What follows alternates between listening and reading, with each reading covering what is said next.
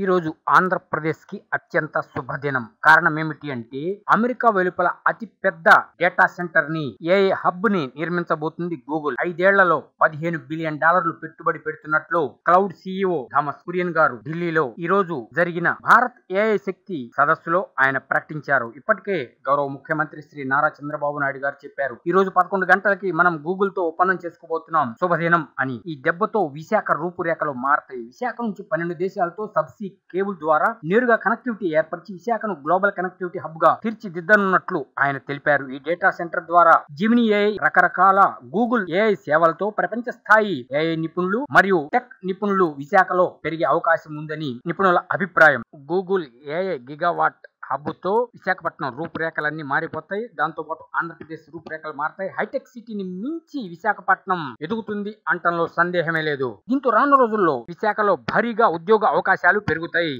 అనేక రంగాలు డెవలప్ చెందితే రియల్ ఎస్టేట్, ముఖ్యంగా బస్తీ ప్రాంతాలు, షాపింగ్ మాల్స్, ఇక రకరకాలు ప్రజలు సర్వతోముఖ అభివృద్ధి చెందుతారు. దీన్ని బట్టి మనకు అర్థమైంది ఏమిటి అంటే ఇంత $15 బిలియన్ పెట్టుబడి అమెరికా వెలుపల మొట్టమొదటిసారి భారతదేశంలో ఆంధ్రప్రదేశ్ లోని విశాఖపట్నంలో పెడుతున్నారు. దీనికి కారణం గౌరవ భారత ప్రధానమంత్రి శ్రీ నరేంద్ర మోడీ గారి కృషి చాలా ఉంది. మరియు గౌరవ ముఖ్యమంత్రి శ్రీ నారా చంద్రబాబు నాయుడు గారు, గౌరవ ఉప ముఖ్యమంత్రి శ్రీ కొణిదెల పవన్ కళ్యాణ్ గారు మరియు ఐటీ విద్యాశాఖ మంత్రి అయిన శ్రీ నారా లోకేష్ గారి కృషి అనితర సాధ్యం. ఇది సాధించడంలో వాళ్ళు సక్సెస్ అయ్యారు. ఇక ఆంధ్రప్రదేశ్ ప్రజలందరి తరపున ముఖ్యమంత్రి శ్రీ నారా చంద్రబాబు నాయుడు గారికి, ఉప ముఖ్యమంత్రి శ్రీ కొణిదెల పవన్ కళ్యాణ్ గారికి, ఐటీ విద్యాశాఖ మంత్రి శ్రీ నారా లోకేష్ గారికి థ్యాంక్స్ చెబుతున్నాము. ఆంధ్రప్రదేశ్ అభివృద్ధి పదంలో దూసుకుపోతుంది. ఈ వీడియోలో వాడిన ఇమేజెస్ మా సొంతగా తయారు చేసుకున్నవి, ఎవరికి సంబంధము లేదు.